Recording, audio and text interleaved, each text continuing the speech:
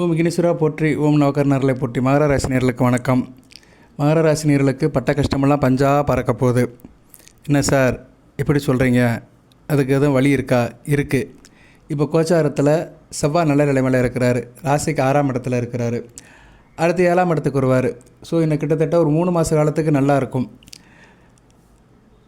November 13ஆம் தேதி வரைக்கும் மிகச்சிறப்பாக பார்க்கப்படுகிறது. இப்போ ராசிக்கு 6ஆம் இடத்துல இருக்கிறாரு. அடுத்து 7ஆம் இடத்துக்கு குருவோடு சேர்ந்து குருமங்கள யோகம் நல்ல விதமாக பார்க்கப்படுகிறது. செவ்வாய் ஒரு முக்கியமான கிரகம் மகர ராசிக்கு. சுகஸ்தானாபதி, லாபஸ்தானாபதி. மகர ராசிக்கு சுகப்படுறதுக்கும் லாபத்தை உண்டாக்குறதுக்கும் செவ்வாய் ஒரு முக்கியமான காரணமாக இருக்கிறாரு. அதுபோக செவ்வாயோடைய உச்ச வீடு மகரம்தான். ஸோ மகர ராசிக்கு செவ்வாய் நல்ல ஒரு கான்ட்ரிபியூஷனை செய்வார்.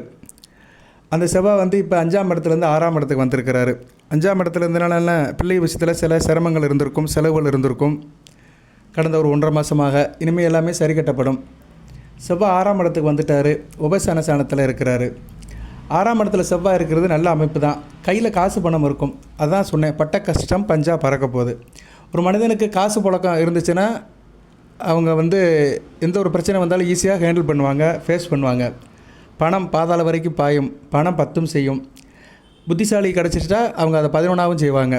ஸோ பணம் ஒரு மனிதனுக்கு ஒரு பெரிய பாதுகாவலனாகவும் எந்த பிரச்சனை வந்தாலும் சமாளிக்கிற ஒரு துணைவனாகவும் இருக்குது. ஸோ பொருள் ரொம்ப முக்கியம். இப்போ பணம் உங்களுக்கு தாராளமாக இருக்கும். மகர ராசிக்கு இந்த காலகட்டம் ஆள் தைரியமாக இருப்பீங்க. துணிவே துணை. தொட்ட காரியம் தொடங்கும். தைரியம் இருக்கும். வீரியமாகவும் இருப்பீங்க. நல்ல விதமாக பார்க்கப்படுகிறது. கீர்த்தி புகழ் செல்வாக்கு இருக்கும். பேரு புகழ் அந்தஸ்துக்கு நல்ல ஒரு ஏற்றம் இருக்கும். வயதுக்கு ஏற்ற மாதிரி நீங்கள் ஈடுபடுற காரியத்தில் உங்களுக்கு ஒரு கிரெடிட் இருக்கும். நீங்கள் ஒரு மாணவனாக இருந்தீங்கன்னா படிப்பு நல்லா படிப்பீங்க, பெர்ஃபார்ம் பண்ணுவீங்க. கிளாஸ் ரூமில் உங்களுக்கு நல்ல ஒரு மதிப்பு மரியாதை இருக்கும். நீங்கள் ஒரு காலேஜில் படிக்கிறீங்க, இல்லைன்னா காலேஜில் படிப்பு முடிச்சுட்டு உத்தியோகத்துக்கு போகிறீங்கன்னா நல்ல ரெஸ்பான்ஸ் பண்ணுவீங்க, பெர்ஃபார்ம் பண்ணுவீங்க. உங்களுக்கு ஒரு ரெகக்னேஷன் கிடைக்கும், அங்கீகாரம் கிடைக்கும், பாராட்டப்படுவீர்கள். நல்ல விதமாக பார்க்கப்படுகிறது. கணவன் மனைவி உறவு நல்லாயிருக்கும். பரஸ்பரம் நல்லாயிருக்கும். 2 பேரும் நல்லா ஒரு ஈகராக இருப்பீங்க. சரியா? 2 பேருமே ஒருத்தருக்கு மேலே ஒருத்தர் ஒரு அட்டாச்மெண்ட்டில் நெருக்கமாக இணக்கமாக இருப்பீங்க. நினைத்தது அதிர்ஷ்டத்தினால் வசப்படும். நினைத்த காரியம் நடக்கிறதுக்கு அதிர்ஷ்டம் கை கொடுக்கும். சில நேரம் நம்ம சில காரியத்தை நினைப்போம், ஆனால் அதுக்கு சூழ்நிலை ஒத்து வராது. இப்போ சூழ்நிலை ஒத்து வரும். நீங்கள் நினைக்கிற காரியத்துக்கு அந்த அதிர்ஷ்ட தெய்வத்தினுடைய ஆதரவு இருக்கும். நல்ல விதமாக பார்க்கப்படுகிறது. எதையும் சாதிக்க வல்லவராக இருப்பீங்க. காரிய சாதனை இருக்கும். சமயோத புத்தி இருக்கும். எந்த ஒரு விஷயத்தை எப்படி செய்யணும், நேக்காக செய்யணும். ஆடுற மாட்டை ஆடி கிடக்கணும், பாடுற மாட்டை பாடி கிடக்கணும்னு ஒரு யுத்தியில் இருப்பீங்க. சிறப்பாக பார்க்கப்படுகிறது. வேலையில் கன்ஃபர்மேஷன் ஆகும்.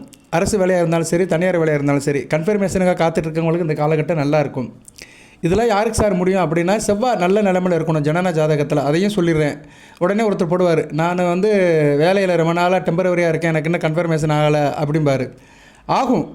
ஆனால் உங்களுக்கு செவ்வாய் நல்ல நிலைமையில் இருக்கணும். உங்கள் ராசி லக்கணத்துக்கு அவர் 3, 6, 9, 10, 11 இருக்கணும். சரியா? மகர ராசியில் பிறந்தவங்களுக்கு பொதுவாக செவ்வாய் மீனம், மிதுனம், துலாம், விருச்சிகத்தில் இருந்தால் நல்ல பலன்களை கொடுப்பார் மகர ராசிக்கு.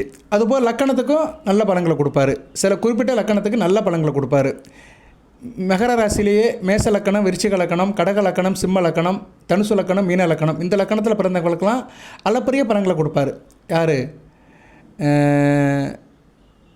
செவ்வாய் பகவான். உதாரணத்துக்கு சொல்கிறேன், நீங்கள் மகர ராசி மேச லக்கணம், மிதுனத்தில் இருக்கார் வச்சுக்கோங்களேன். அருமையான அமைப்பு. லக்கணத்துக்கு 3ஆம் இடத்துல இருப்பார். லக்கணாபதி லக்கணாபதி செவ்வாய் 3ஆம் இடத்துல இருப்பார். உபசான ஸ்தானத்தில் இருக்கிறது நல்ல அமைப்பு தான். நல்ல பெரிய படிப்பு படித்து பெரிய லெவலுக்கு ரீச் ஆயிடுவாங்க. ராசிக்கு 6ஆம் இடத்துல இருக்கும். நல்ல உத்தியோகத்தில் இருப்பாங்க. இவ்வளோதான் ஜோதிடம். அவ்வளோதாங்க. மகர ராசி மேச லக்கணம். செவ்வாய் மிதுனத்தில் இருக்கிறார். உயர்கல்வி படித்து நல்ல ஒரு பெரிய பொசிஷனில் போய் வேலையில் உட்காந்துருவாங்க. வேலை தான் உங்களுக்கு இருக்கும். தொழிலை காட்டிலே உத்தியோகத்தில் பெரிய ஆளாயிருவாங்க.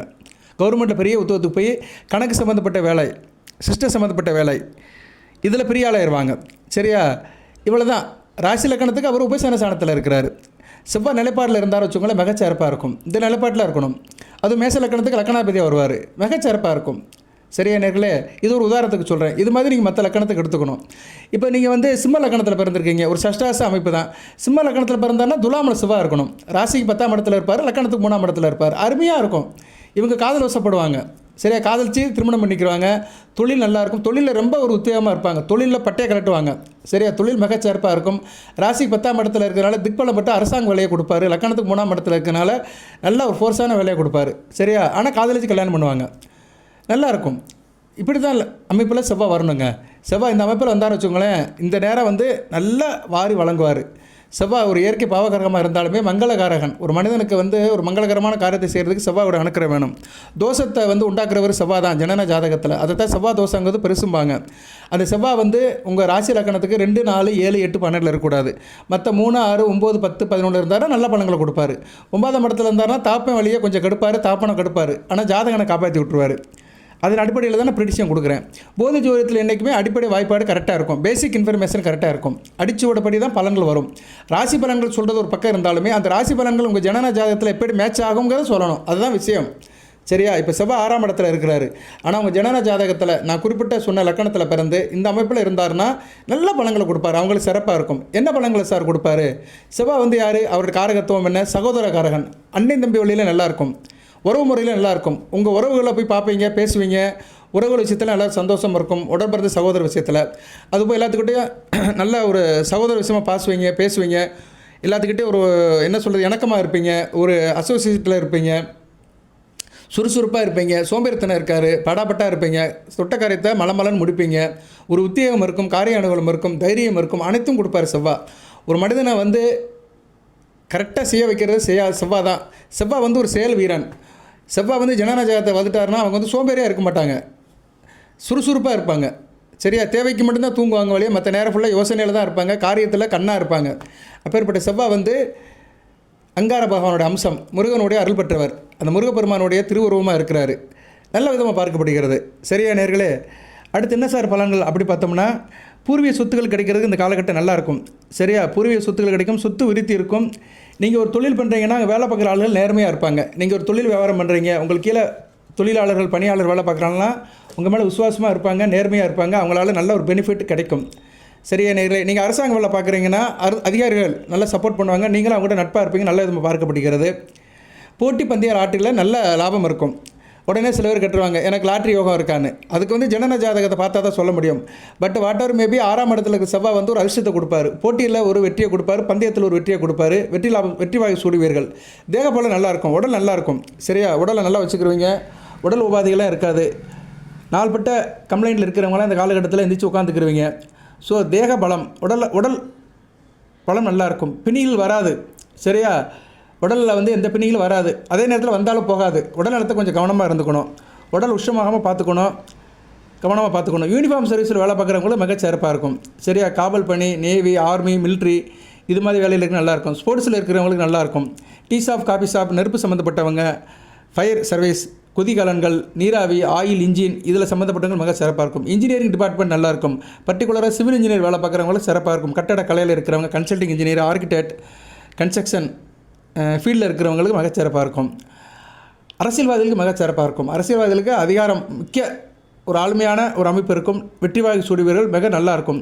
புகழ், பதவி, வருவாய் நல்லாயிருக்கும். பேரும் புகழோடு வாழ்வீங்க. சரியா? பேரும் புகழோடு வாழ்கிறதுக்கு இந்த காலகட்டம் அடுத்து வருகிற ஒரு 3 மாத காலம் நல்லாயிருக்கும். செவ்வாய் வந்து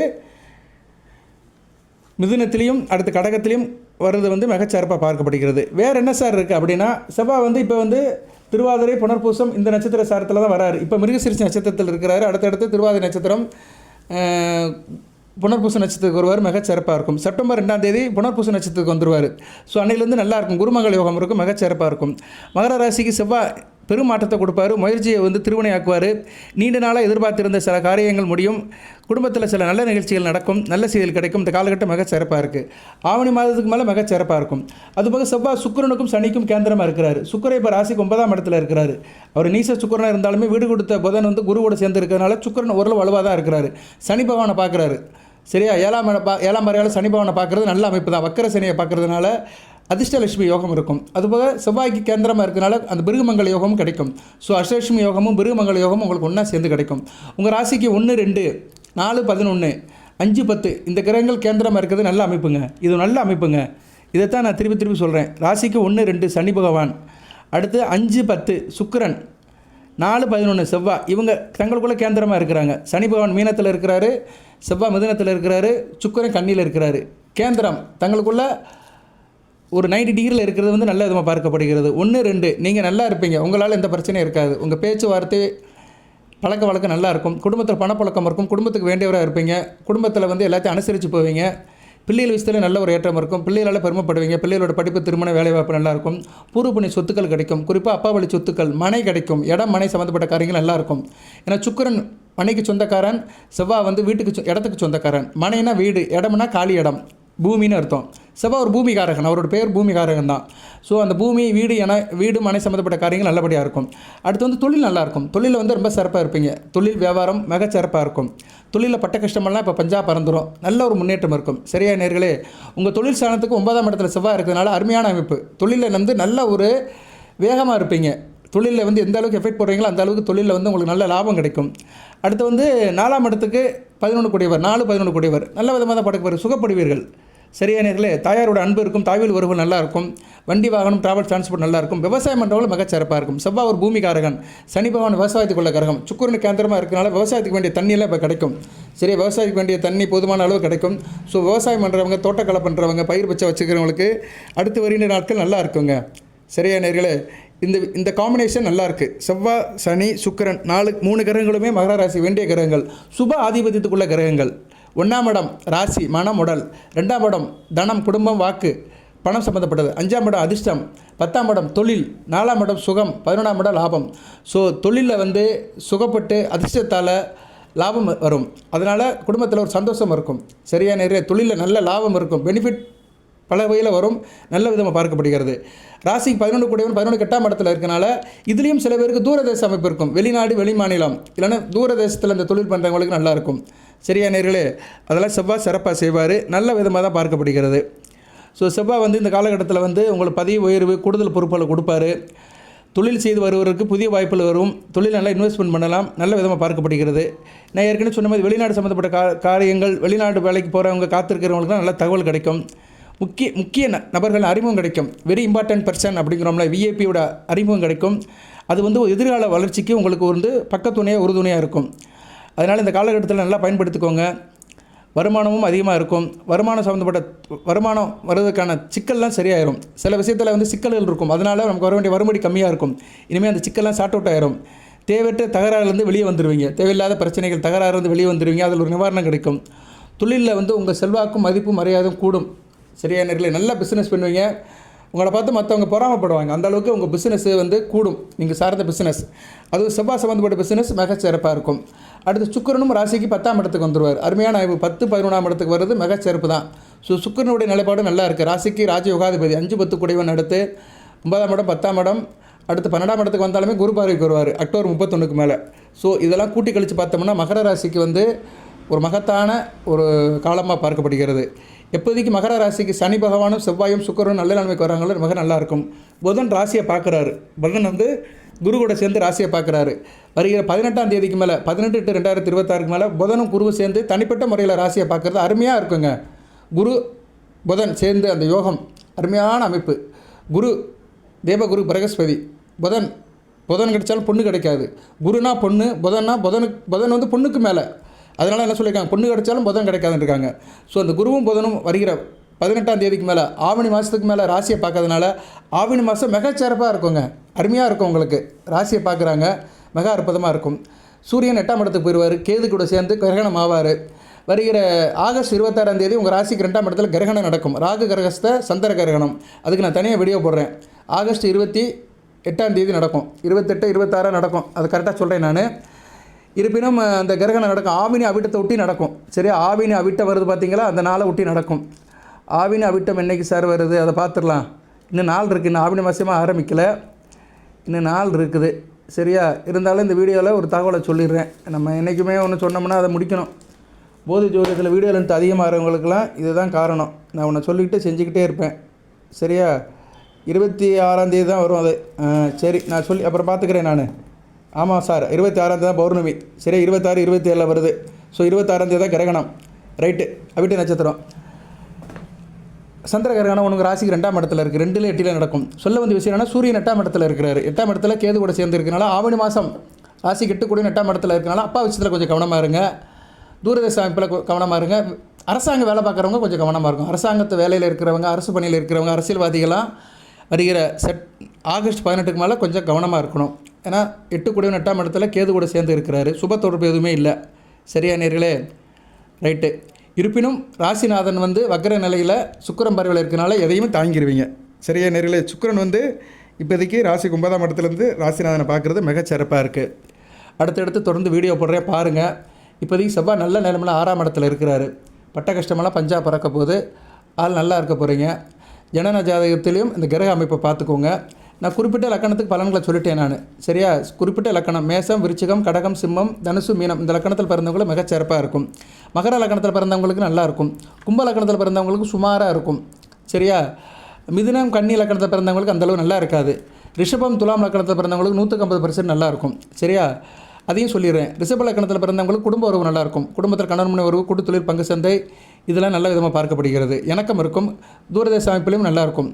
துலா லக்கணத்தை பிறந்தவங்களும் சூப்பராக இருக்கும். சரியா, 2-7 கூடியவனாக வருவார், நல்ல அமைப்பை கொடுப்பாரு. சரியா, துலா லக்கணத்துக்கு ஓரளவு முதலுக்கு மோசம் இல்லைன்னு சொல்கிற மாதிரி இருக்கும். இந்த மிதுனம் கண்ணியில் பிறந்தவங்க கொஞ்சம் கவனமாக இருக்கணும். மகர ராசியில் மிதுனம் கண்ணியில் பிறந்தவங்களுக்கு செவ்வாய் 2, 4, 7, 8, 12 இருந்தால் நல்ல பலன்களை கொடுக்க மாட்டார். சரியா, அவங்களுக்கு செவ்வாய் திசையும் நல்லா இருக்காது. கொஞ்சம் வயசில் இருப்பீங்க. மகர ராசி கொஞ்சம் வயசில் செவ்வாய் திசை நடக்கும். அப்படியே நட்சத்திரத்துக்குலாம் பிறக்கும்போதே போயிடும். திருவோண நட்சத்திரத்துக்கு சின்ன பிள்ளையில் போயிடும். உத்திராட நட்சத்திரத்துக்கு ஸ்கூலில் படிக்கும்போது வரும். சரி, ஆரம்ப கட்டத்தில் இருக்கும். ஆரம்ப கட்டத்தில் இருக்கிறவங்க நிறைய பேர் நம்ம வீடியோ பார்க்க மாட்டாங்க. நம்ம வீடியோ பார்க்குறதே ஒரு 35-40 வயசுக்கு மேலே இருக்கிறவங்க தான் நிறைய பேர் பார்க்குறாங்க. கொஞ்சம் வயசில் இருக்கிறவங்க பார்க்குறதே கிடையாது. ஜென்செட் சொல்கிறவங்க பார்க்குறதே இல்லை. ரைட்டு, அவங்களுக்கு என்றைக்கு கடவுள் அவருடைய அருள் கிடைக்குதோ அன்றைக்கி பார்க்கட்டும். இறைவனோட அனுக்கிரம் கிடைக்கும் போது தான் பார்க்க முடியும். எல்லா வீடியோவும் எல்லாத்தையும் கிடைக்காதுங்க. சில பேருக்கு தான் சில வீடியோ கிடைக்கும். அது இறைவனுடைய கட்டளை. நானும் அதுக்கு உட்பட்டு தான் அதை மனசில் வச்சுக்கிட்டு தான் வீடியோ போடுவேன். ரைட் நேர்களே. ஸோ செவ்வாய் திசை வந்து அந்த குறிப்பிட்ட வயதில் இருக்கிற நடக்கும். அந்த மிதுன லக்கணம், கன்னியா லக்கணத்தை பிறந்தவங்க கொஞ்சம் கடவுள் வழிபாடு அதிகப்படுத்திக்கோங்க. செவ்வாய்க்கிழமை தோறும் முருகப்பெருமானை கும்பிடுங்க. கந்தசஷ்டி கவசம் முடியுங்க, மிகச்சிறப்பாக இருக்கும். பசுமாட்டுக்கு வந்து செவ்வாய்க்கிழமை தோறும் தோரம்பருப்பு சாதம் கொடுங்க. சரியா, அதுபோல் ஜனன ஜாதகத்தில் செவ்வாய் கெட்டு போனவர்களும் இதை செய்யலாம். செவ்வாய்க்கிழமை தோறும் பசுமாட்டுக்கு தோரம்பருப்பு சாதம் கொடுத்தீங்கன்னா செவ்வாய் தோஷம் தீரும், நல்ல விதமாக பார்க்கப்படுகிறது என்ற நல்ல வார்த்தையை சொல்லி இந்த வீடியோ நிறைய பண்ணுறேன். பட்ட கஷ்டமெல்லாம் பஞ்சா பறக்க போது செவ்வாய் பகவான் சிறப்பான பலன்களை கொடுக்க போகிறாரு. நல்ல விதமாக பார்க்கப்படுகிறது. எல்லாம் வல்ல இறைவன் மகர ராசிக்கு சில சௌபாகியத்தையும் சில ஐஸ்வர்யத்தையும் சில நன்மையிலும் கொடுப்பார். அனைத்து வளங்களின் நலன்களை பெற்று தேகாரிக்கத்துடன் தீர்க்காயலுடன் நீடோடி வாழ்க, நிறைந்த வளம் பெறுக. நன்றி நேயர்களே. வாழ்த்துக்கள், வளமுடன். நன்றி.